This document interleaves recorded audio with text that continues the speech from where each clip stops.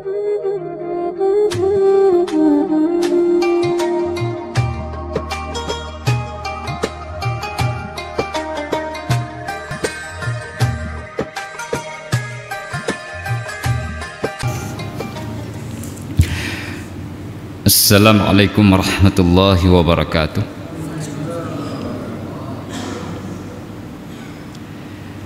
Alhamdulillahi rabbil alamin. Nahmaduhu wa nasta'inuhu wa nastaghfiruh. Wa na'udzu billahi min syururi anfusina wa sayyiati a'malina.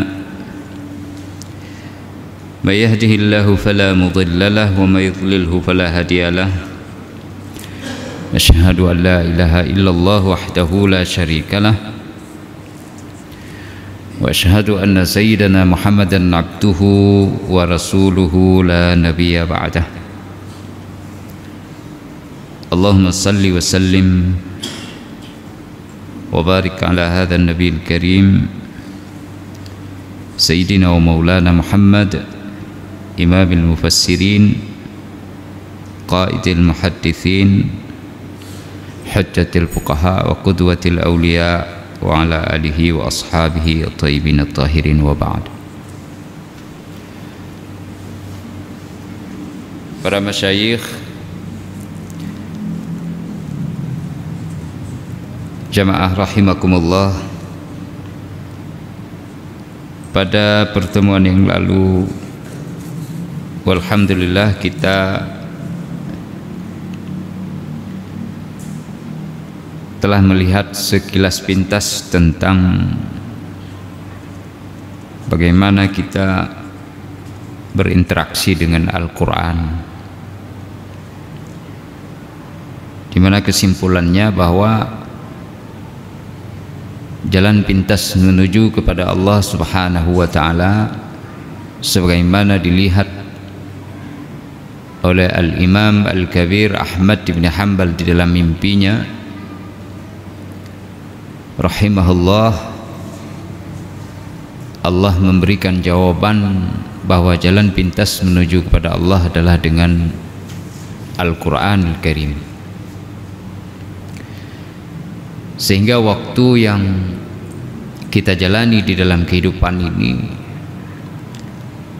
harus kita fungsikan dan kita manage untuk Al-Quran Al-Karim. Jadi kita atur, kita organize sedemikian rupa sehingga Al-Quran harus ada di dalam keseharian kita, selain di dalam salat yang wajib 5 waktu sehari semalam, sehingga kita punya target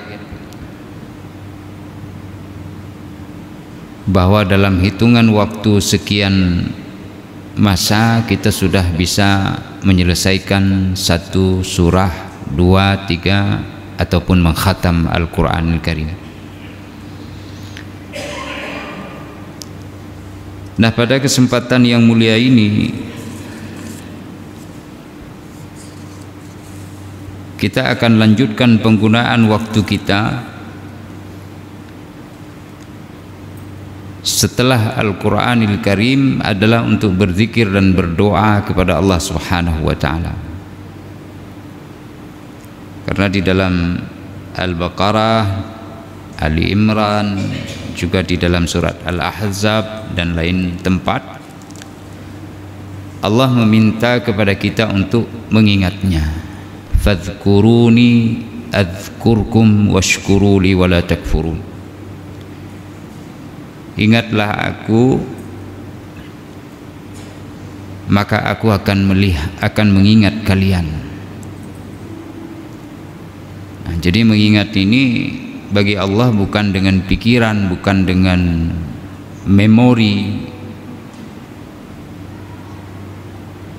karena Allah sifatnya laisa kamitslihi syai'un wa huwas samiul basir. Jadi Allah akan menyebut kita dengan keridhaannya ketika kita menyebut nama Allah. Orang-orang yang tidak menyebut nama Allah juga disebut oleh Allah, tapi dengan kemurkaannya, dipalingkan dari rahmat dan kasih sayangnya, kecuali yang telah dituliskan untuknya. Dia tidak akan mendapat keberkahan, kelebihan, keutamaan, kemuliaan, serta keagungan, bahkan kejayaan. Sidang jamaah rahimakumullah, mengingat Allah atau menyebut namanya ataupun berpikir tentang ciptaan Allah dalam rangka mengingat akan kebesarannya, itu boleh dalam keadaan berdiri, duduk dan berbaring. Ali Imran 190, alladzina yadhkuruna Allaha qiyama wa qu'uda wa ala junubihim. Baru kemudian apa yang kita sebutkan tadi, berpikir tentang ciptaan Allah, yatafakkaruna fi khalqis samawati wal ard.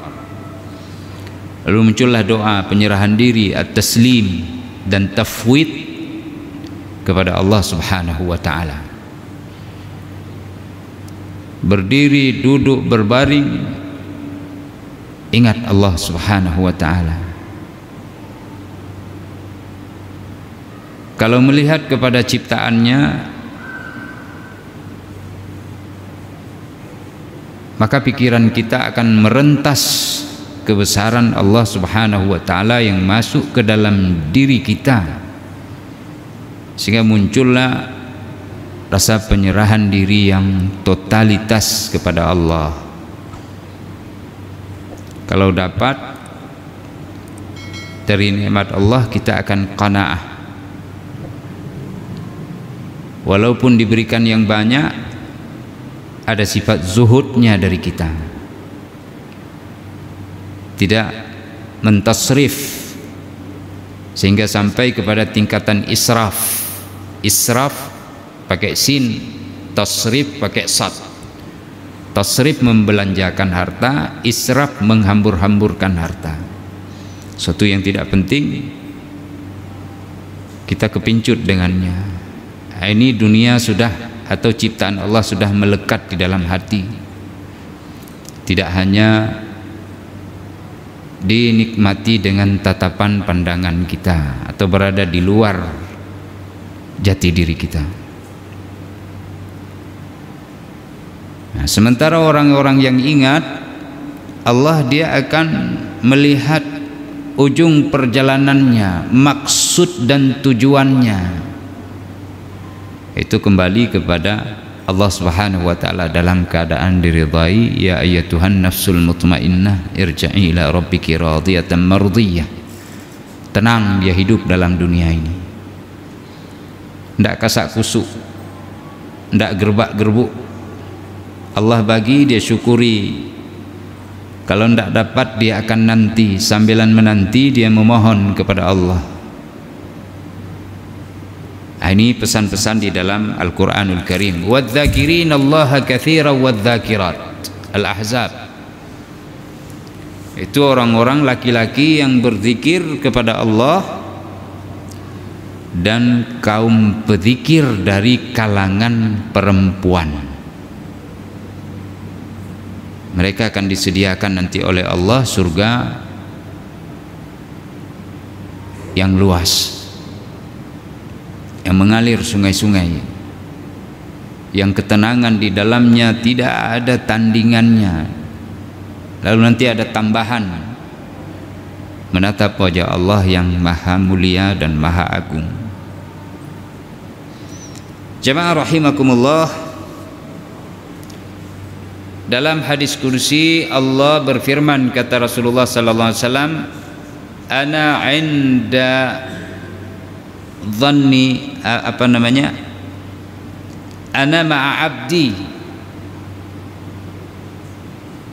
ma dzakarani wa taharrakat syafatah. Ada hadis lain, itu hadis kursi, ana 'inda dhanni 'abdi bi.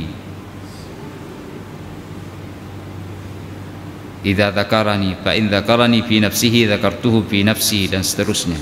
Oh, di sini ana ma'a abdi, aku beserta atau bersama dengan seorang hambaku, ma dzakarani, selama dia mengingat aku dan selama kedua bibirnya digerakkan untuk menyebut namaku. Maka orang tua kita dulu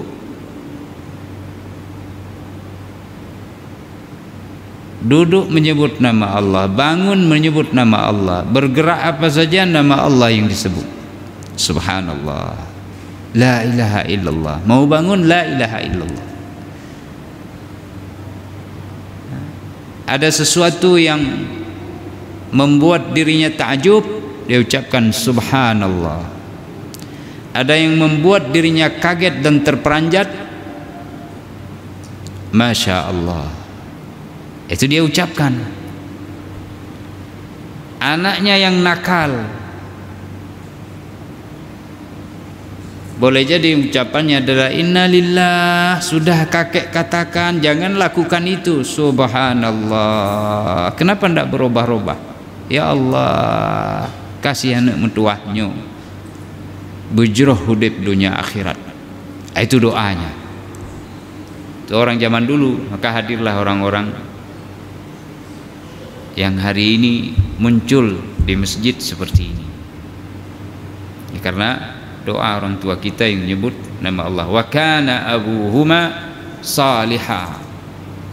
Dulu orang tuanya itu adalah sosok yang saleh. Maka Allah buka di bawah dinding rumah yang hampir rubuh itu harta terpendam untuk diwariskan kepada generasi, yaitu cucunya. Wa amal ghulamaini yatimaini fil madinah wa kana tahtahu kanzul lahum wa kana abuhuma salihah, ya, fa arada rabbuka an yablugha ashuddahuma wa yastakhrija kanzahuma rahmatan min rabbik wa ma fa'altuhu an amri dzalika ta'wilu ma lam tasti' alaihi sabra. Ini kisah dalam Al-Quran. Jadi orang-orang yang dekat dengan Allah Subhanahu wa ta'ala, bergerak kedua bibirnya menyebutkan nama Allah, maka orang-orang ini beserta Allah Subhanahu wa ta'ala berjalan dengan rahmatnya, mengerjakan sesuatu dengan taufiknya, menghadap ke arah di mana tunjukan dan petunjuknya dari Allah Subhanahu wa ta'ala. Inni dhahibun ila rabbi sayahdin, aku akan berangkat menuju kepada Tuhanku, Tuhanku akan memberi petunjuk, kata Ibrahim. Tidak ada keraguan. Musa alaihissalam ketika tiba di semenanjung Sinai sudah berhadapan dengan lautan, di belakang Fir'aun dan bala tentara. Kaumnya berkata, inna lamudrakun, kita akan ditangkap. Kegelisahan membahana di mana-mana. Perang modern kemarin itu, orang sampai bergelantungan di pesawat besar, pesawat militer untuk diminta dievakuasi. 7 orang terlindas, ada yang jatuh, atau saya tidak tahu terlindas atau tidak, jangan lebih-lebih kita ngomong. Ada yang jatuh, meninggal. 7 yang dilapor, yang tidak dilapor wallahu a'lam. Karena kekacauan perang. Ini perang yang bentuknya konvensional, tebasan pedang, lemparan anak panah, pekikan, saling berhadapan langsung, face to face. Amat menakutkan. Sebelum pedang ditebas, kita sudah dulu melihat sangarnya musuh di depan kita. Sekarang dari jauh tuh Sebelum musuh datang berhadapan, sebelum ditangkap masih tak gentar. Meskipun kegentaran itu ada, tidak seperti masa perang konvensional. Apa jawab Musa alaihissalam? Kalla, tidak, kita tidak akan ditangkap. Jangan gelisah, jangan takut. Inna ma'iya rabbi sayahdin. Sesungguhnya, pakai penegasan lagi, sesungguhnya bersamaku ada Tuhanku dan Dia akan memberikan petunjuk. Apa yang akan dilakukan, kemana kita menghadap, atau selanjutnya bagaimana, terserah kepada Tuhanku. Tidak disangka, tidak ada dalam pikiran. Musa, fadrib bi'asakal bahra, pukul tongkatmu ke lautan, lalu keluar jalan membentang. Fakana kattudil azim, bagaikan satu sisi dengan sisi yang lainnya tertahan, benteng yang kokoh. Benteng itu air. Nah, kita beriman, tidak usah cari-cari pentakwilan bahwasanya itu jembatan tapi bahasa zaman dulu dipakai begini. Enggak, itu memang mukjizat karena mereka bersama Allah Subhanahu wa ta'ala. Kita pun jamaah rahimakumullah terkait dengan zikir dan doa. Kata Rasulullah SAW,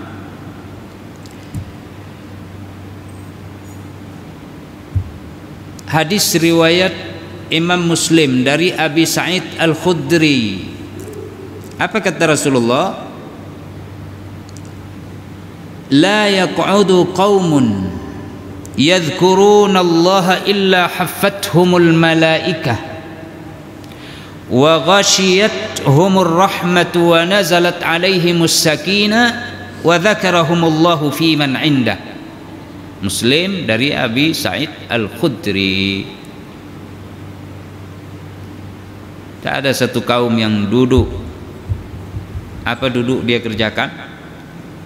Menyebut nama Allah, kecuali malaikat akan betangkan sayapnya, lalu kemudian dia diberikan kasih sayang, dibungkus, diselimuti.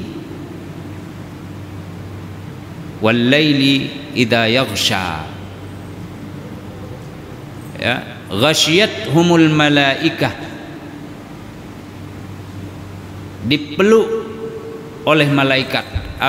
Dipeluk oleh as-sakinah, dibungkus, diselimuti. Lalu turun pula kepada mereka rahmat, dan Allah sebut nama mereka di sisi para malaikat. Ada orang-orang, ada makhluk di sisi Allah Subhanahu wa ta'ala yang mulia, al-liyin, al-muqarrabun. Mereka adalah muttahharun, malaikat yang suci, disebut namanya satu persatu. Tiada hadis lain sampai kepada keluarganya, anak siapa, keturunan siapa, itu disebut. Ini berkat zikir, yadhkurunallaha fi ijtima'ihim, dalam kumpulan mereka. Hadis yang seperti ini banyak dan sering disampaikan oleh para ulama terdahulu di dalam bab-bab tentang fadailul a'mal. Ini disampaikan. Sidang jemaah rahimakumullah, ada hadis yang memberikan ancaman kepada kita.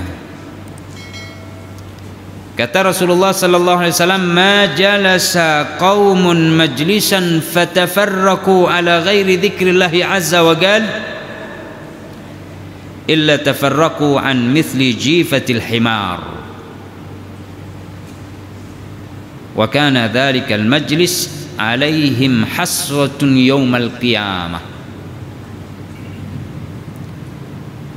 Tidaklah satu kaum duduk berkumpul tapi mereka kemudian berpisah tanpa menyebut nama Allah di sana, kecuali kaum itu bagaikan baru saja meninggalkan bangkai daripada himar. Jifah, tidak disebut maitah. Kenapa disebut jifah? Karena jifah sifatnya sudah membusuk, berulat, belatung, baunya sangat menyengat. Jadi orang itu kalau duduk berkumpul tidak ada sebut nama Allah, maka di mana saja kita berkumpul sebut nama Allah. Salah satunya ketika jumpa satu dengan yang lain, afshu assalam, assalamualaikum. Sudah sebut nama Allah, lalu tanya lagi, waalaikumsalam, disebut lagi. Bagaimana Pak, sehat? Walhamdulillah, sebut lagi nama Allah. Masya Allah, semoga Allah berikan kepada anda kesehatan, kebugaran. Kalau ada anggota keluarga yang sakit, moga-moga bisa pulih. Allah yang kasih itu semua. Ini nyebut nama Allah nih. Di mana itu? Bukan di masjid. Kalau di masjid mudah, karena sudah menjadi sebuah tradisi, kebiasaan kita masuk dengan santai, meskipun ada pula yang berbicara yang enggak di masjid. Ini di simpang jalan, di kedai kopi, nyeruput kopi setengah gelas pancung, tapi yang disebut di situ nama Allah. Pulang dari tempat itu Allah beri keberkahan. Jadi ucapkan, sebut nama Allah dalam setiap perkumpulan. Kalau tidak, bagaikan dia berpisah atau meninggalkan satu tempat di mana tempat itu adalah bangkainya keledai. Wa kana dzalikal majlis alaihim hasratun yaumal qiyamah. Ini majlis yang tadi tidak sebut nama Allah lalu berpisah, bagi orang ini hari kiamat akan menyesal. Hasratan alaihim yaumal qiyamah. Rugi kali. Kalau sudah Nabi bilang begitu, bagaimana kita menerjemahkan, bagaimana kita hendak menjabarkannya? Memang rugi. Habis rugo menyekir Aceh, tidak ada lagi. Orang Cina boleh bilang lugi. Kita orang Aceh rugo hanasib lah, habis rugo. Itebit surat dada, habis rugo. Nah, itu rugi kali berarti sudah. Jatuhnya nah yang lebih kerulam fa puya rugo baru ya. Nah, itu kata orang. Ya. Nah, cuma fa puya biasa dipakai dalam transaksi bisnis, barang dagangan, komoditas dan lain sebagainya. Sidang jamaah rahimakumullah,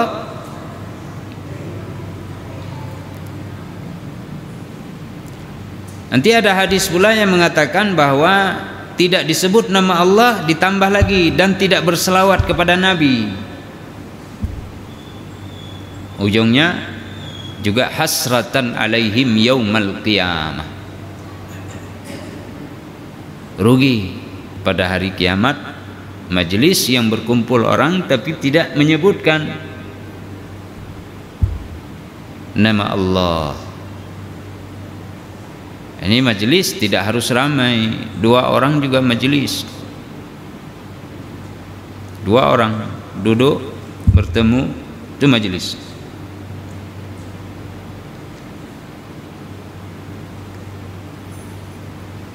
terkait dengan doa selain zikir, Allah Subhanahu wa taala kata Nabi, paling memuliakan dari amal seorang hamba itu adalah doa. Laisa syai'un akrama 'ala Allah azza wa jalla illa ad-du'a. Tidak ada sesuatu pun yang lebih mulia di sisi Allah Subhanahu wa taala selain daripada doa. Artinya yang lain juga mulia, tapi tingkatan doa berada di atas dari amal yang lainnya. Makanya setelah syahadat itu, karena syahadat itu jaminan orang diterima tidaknya amal, langsung salat. Wassalatu lughatan ad-du'a. Lianna fihi du'a. Ai fiha ad-du'a. Karena di dalam salat itu doa. Adapun istilah itu sudah disampaikan oleh fikih, ya, perkataan, perbuatan yang dimulai dengan takbir, niyah, dan disudahi dengan salam, dengan syarat dan rukun yang khusus. Nah, berarti kalau disebut salat, istilahnya sudah tahu orang begini rupa salat. Makanya kalau orang niat usalli misalnya, itu sudah tahu, tidak mungkin usalli maksudnya saya doa saja, tidak. Jadi sudah istilah. Jadi doa paling mulia di sisi Allah Subhanahu wa ta'ala.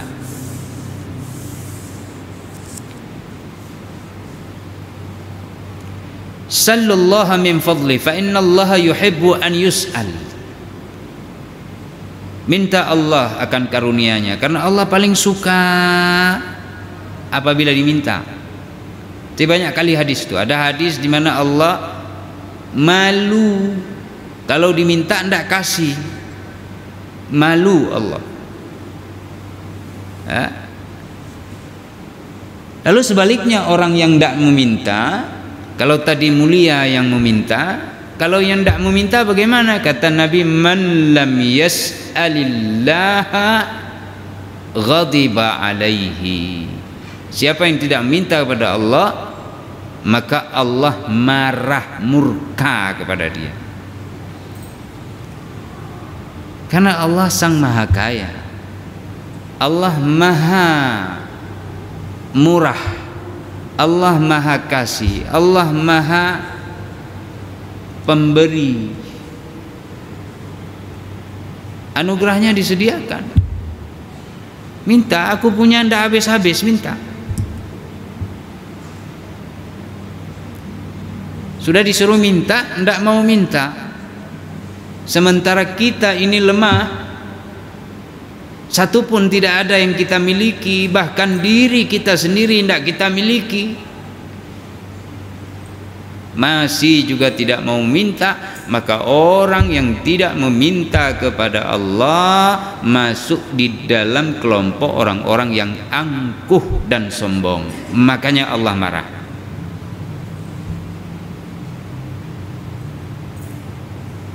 Cobalah, ada orang di kampung butuh cangkol, perlu cangkul atau apalah, ditanya sama tetangganya, kenapa Pak bingung mutar-mutar, ini mau korek got saluran ini, mampet saluran dari rumah saya khusus, kok enggak dikorek Pak? Enggak ada cangkol. Aduh, saya juga enggak punya, kata tetangga. Tapi Pak, minta saja sama Pak Kecik, sama Pak Kecik ada cangkolnya tuh. Alahai kuala ke Pak Haji. Ini orang yang dengar enggak, ini orang sombong betul nih. Itu kita nih, manusia yang tidak punya hak terhadap manusia yang lain, tapi punya sebuah persepsi orang ini sombong. Kenapa enggak minta sama orang lain? Apalagi pemimpin menyediakannya misalnya. Bagaimana dengan Allah sang maha kaya? Maha Pemurah. Kita tidak mau minta, cuma angkat kedua tangan. Ini masuk dalam adab. Sebelumnya sudah berwudu, rendahkan diri dengan baik. Nanti kita akan dapati kalau sempat waktu kita. Cuma ucap, kedua mulut digerakkan, pikiran disatukan, hati fokus pada permintaan itu betul-betul dari inti hati. Ya Allah, aku butuh akan ampunan-Mu. Ya Allah, hidup ini berat, tapi akan kujalani apapun kehendak-Mu. Tapi mohonlah Engkau mudahkan segala sesuatu. Letih betul rasanya hari ini. Kan bisa kita minta begitu. Tidak bisa bahasa Arab, bahasa Indonesia. Tidak bisa bahasa Indonesia, bahasa Aceh. Mengadu sama Allah dengan bahasa batin. Tapi namanya doa diucapkan dengan lisan. Hanya saja yang terbaik sir. Sir itu kita sendiri yang mampu dengar, bukan sir itu dalam hati. Dalam bab berdoa, kata para ulama, sidang jamaah rahimakumullah, sebaik-baik doa, selain ada doa yang dipilih lafadznya, baik itu dari Al-Quran dan dari sunnah Nabi Sallallahu Alaihi Wasallam, juga doa itu harus dimanage sebagaimana kita memanage Al-Quran, memanage waktu untuk Al-Quran. Maka doa demikian juga, ada waktu. Fa'alaina an nuraqibal awqat lid-du'a. Maka jika ingin sukses, ingin berjaya, ingin cepat doa kita itu ditangkap oleh al-mala' al-a'la, maka hendaklah kita mengintip waktu-waktu, muraqabah, mengawasi waktu itu. Bila perlu mengawasinya bagai pencuri yang hendak masuk ke rumah orang, dia tunggu kapan orang itu lalai. Oh, tidak cocok jadi pencuri. Ada, Rasulullah katakan pencuri yang baik itu adalah pencuri salam. Orang ucap salam, tidak ada yang jawab, orang sana yang dengar waalaikumsalam, padahal dia bukan kelompok itu, dia curi. Ada lagi nanti. Atau bagaikan singa yang memperhatikan buruannya, dia tidak berkedip. Bagaimana gerakannya, dia lihat terus, tidak pernah berkedip sedikit pun, terus matanya. Lalat lewat di depan, tidak peduli dia. Ada himar, ada buruan lain, santapan dagingnya enak, tidak peduli. Kalau dia sudah lihat satu, itu yang terus ditanda. Kemana saja. Harusnya kita seperti itu. Harusnya seperti itu.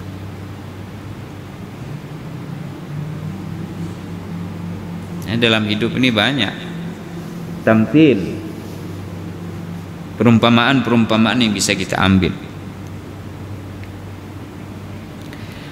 Ada waktu-waktu yang mulia jamaah rahimakumullah, seperti hari Arafah dalam setahun.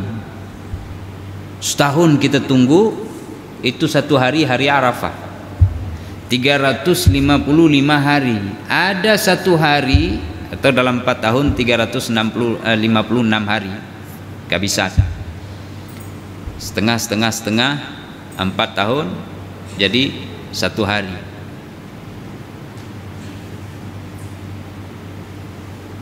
Ini dalam 1 tahun kita tunggu, kenapa disia-siakan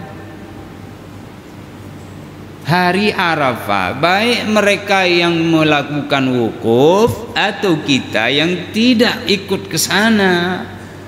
Kita di kampung, aktivitas kita sehari-hari seperti biasa, tapi kita harus tahu itu hari Arafah. Kalau terlewatkan hari itu, maka tunggu setahun yang akan datang, 355 hari lagi. Ada orang mau kasih kita pelunasan hutang atau kasih hadiah, Dengan syarat kita pun harus hadir di tempat itu. Tiba-tiba kita tidak mau hadir, diumumkanlah, kalau engkau tidak mau hadir, kalau engkau tidak mau datang, maka hadiah ini tak akan kuberi kecuali 355 hari ke depan Anda menunggu. Hutangmu tak kuselesaikan.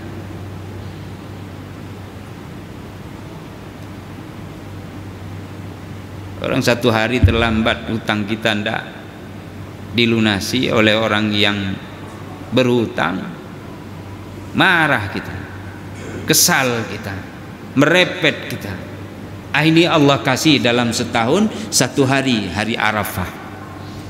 Kalau ditanya kenapa bisa, nanti sekalian jawabannya. Kenapa bisa hari Arafah itu menjadi hari yang mustajabud doa? Nanti sekalian, karena kalau satu persatu tidak cukup waktu kita. Kemudian ada bulan Ramadan, hitungannya sebulan, ya. Nah, ini hitungan bulan. Memang dalam hitungan jarak setahun, tapi penuh 30 hari. Tidak sempat hari ini besok, tidak sempat besok lusa. Wapluh sikurung uro atau lepluh uro, siang maupun malam. Nanti kita singgung lagi kenapa siang malam. Bulan suci Ramadan, Jumat satu pekan, Jumatan. Tidak apa-apa, saya tidak dapat setahun dapat Jumatan, silahkan saja. Tapi dia ada perbedaan yang signifikan antara ini dengan itu. Kalau tidak disatukan aja terus. Allah sudah pilih. Kenapa Allah memilih dalam kalangan para malaikat itu Jibril untuk membawa wahyu, Israfil meniup sangkakala, Israel jemput nyawa, Ridwan menjaga surga, Malik Zabaniyah itu menjadi penjaga neraka. Lalu kenapa Allah memilih Jumat? Kenapa tidak memilih ini? Lalu kenapa lahir Nabi Senin? Masing-masing ada rahasianya di sisi Allah. Nah, kalau kita dibuka rahasia itu, buruan kita lari untuk menggapainya. Saya jangan sampai nggak dapat, ya Allah, saya jangan sampai nggak dapat. Tapi tidak dibuka semuanya, baru sikit dibukanya. Makanya seperti Hasan Al-Basri itu hari Arafah misalnya, beliau di atas ontanya berdoa sehingga basah seluruh tubuhnya, keringat, itu panas sangat menyengat, terik betul hari itu. Beliau terus berdoa, ya Allah, bersimpuh di atas onta. Orang-orang yang melihatnya gelisah. Ini kan ulama ini, panutan tokoh. Dia tidak ingin yang menjadi guru mereka itu terabaikan begitu menurut mereka. Kita harus bertindak sesuatu tapi tidak berani. Lalu kemudian timbul orang-orang terus berbicara, tarik mentang, tarik lanjut. Lalu dibangunkan, Tuan Syekh, sudahlah, engkau dari tadi terus berdoa, matahari membuat tubuhmu basah karena keringat terus turun. Lalu kemudian beliau katakan, saya tidak merasa basah katanya. Tidak sadar beliau sudah basah di bawah guyuran cahaya matahari sehingga menyebabkan beliau mandi dengan peluh dan keringat. Tidak sadar. Begitu asyik masuknya dengan Tuhannya. Yang kupikirkan adalah rahmatnya, yang kupikirkan hari di mana nanti aku amat gelisah terhadap panas yang menyengat. Jadi lupa panas ini. Nah, ingat sama sekali. Nah, ini orang-orang hebat yang kita tidak mampu berada pada jalan mereka walaupun hanya sepertiganya. Belum mampu. belum mampu kita ini. Ya, kita tetap berdoa tentunya, amal kita sedikit, mudah-mudahan Allah terima dengan ridhanya. Ada waktu sahur sehari semalam. Ya. Ada antara azan dan iqamah. Ada selesai salat. Meskipun nanti ada orang bilang berdoa selesai salat boleh, tapi jangan rame-rame. Mau sendiri, mau rame-rame silahkan.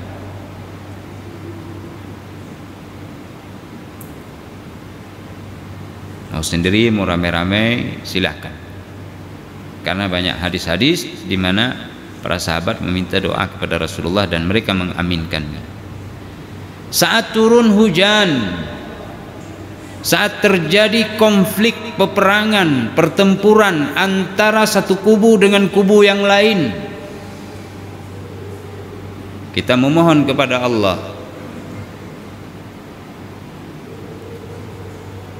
Tapi perang itu perang fi sabilillah. Kalau perang-perangan itu tidak laku, karena kita melakukan kemungkaran dan kekejian, bertempur antar sesama. Wa in ta'ifatani minal mu'minina iqtatalu fa aslihu bainahuma. Tidak cocok di situ. Nah, perang seperti perang di Afghanistan, maka doa mereka itu diistijabah oleh Allah Subhanahu wa taala hari ini. Palestina, meskipun itu terus diterima oleh Allah, tapi kok belum bebas-bebas? Karena memang pesan Nabi suatu saat menjadi ibrah bagi kita. Suatu saat nanti hatta nataqal hajar wasyajar. Ya muslim, ta'al fa inna al-yahud waraya faqtul. Ayo bunuh, nih di belakangku. Semua ngomong. Nah, ini semua ujian kita ini untuk mengecas agar kekuatan atau semangat jihad itu jangan sampai padam. Paling tidak ada sebuah perhatian, ada sebuah kesedihan, ada sebuah perasaan yang kita limpahkan. Nah, ini terus terjadi. Sehingga Rasulullah beri kepada mereka itu kan, wahum murabitun ila yaumil qiyamah. Mereka itu akan terus berada di garda terdepan sampai dengan hari kiamat. Itu sudah azan, Pak ya? Kalau sudah azan, baik. Kita ringkas kenapa harus waktu-waktu ini. Ya. Nanti ada waktu sujud, waktu iftar, berbuka puasa, ya. Kalau dikumpulkan semua waktu-waktu ini, ya, itu ada kombinasi loh, ada dua kombinasi. Ini sedikit saja nih. Pertama, kombinasi memang waktunya waktu yang mulia, yang dimuliakan oleh Allah sendiri untuk umat Muhammad ini. Yang kedua, dalam waktu itu adalah mencerminkan kepribadian seseorang. Sahur, sunyi, orang hadir hatinya, yang lain sedang lalai. Nah, pada waktu itu, jadi ada di sana dua kombinasi, yaitu waktu yang mulia, kemudian kepribadian atau kondisi spiritual seseorang berada di dalam tingkatan untuk bisa doa itu cepat sampai ke langit. Jadi dua ini harus ada. Oh, di luar waktu itu disuruh juga berdoa. Ya, disuruh juga. Ya. Tapi amal batinnya mesti ada. Ada taubat, ada inabah. Kalau ada orang punya yang masih sama kita, kita kembalikan. Raddul madzalim namanya, dan seterusnya. Jadi kombinasikan doa dalam setiap tempat. Satu contoh misalnya, siang hari ada 7 tempat waktu yang paling mulia setiap hari. Malam hari ada 6 waktu. Salah satunya misalnya mulai dari fajar yang kedua. Fajar pertama namanya fajar kadhib, sementara fajar kedua fajar shadiq. Kita bangun dari tidur nih, apa yang kita ucapkan? Alhamdulillahilladzi ahyana ba'dama amatana wa ilaihin nusyur. Apakah semua kita mengucapkan itu? Jujur kita tidak, lupa. Ya. Nanti kita salat sunat fajar. Lalu setelah salat sunat fajar ada ratib-ratib, ada wirid-wirid, ada doa-doa yang disampaikan oleh Rasulullah sehingga kita amalkan, dan ini kita tidak pergunakan sampai keluar ke masjid. Itu waktu pertama dari 6, terbit fajar yang kedua sampai dengan tulu'i asy-syams, ai matla'i syams, sampai terbit matahari. Itu ada amalan-amalan. Di situ doa akan menembus 7 lapis langit dan sampai kepada Allah Subhanahu wa taala. Kalau tidak sempat, tertidur, ada waktu lain. Makanya Allah menyebutkan was-subhi idza tanaffas, dipilih. Kenapa subuh? Allah bersumpah. Ya. Kemudian kenapa waktu duha? Ini ada keistimewaan dalam tafsir. Ya. Ada disebut dalam Al-Qur'an wadhkurisma rabbika bukrata wa asila wa minal laili fasjud lahu wasabbihu lailan tawila. Kemudian lagi ayat wa huwal ladzi ja'ala al-laila wan nahara khilfatan, ujungnya lihat liman arada ayyadzakkara au arada syukura. Siapa yang ingin mengambil pelajaran dan siapa yang bersyukur. Dari mana? Dari gonta-gantinya siang. Ini adalah kombinasi yang disampaikan oleh Allah supaya kita berada di dalam pengharapan kepadanya dalam zikir dan doa. Moga-moga demikian adanya. Billahi taufik wal hidayah. Subhanakallahumma wa bihamdika asyhadu an la ilaha illa anta astaghfiruka wa atubu ilaik. Wassalamualaikum warahmatullahi wabarakatuh.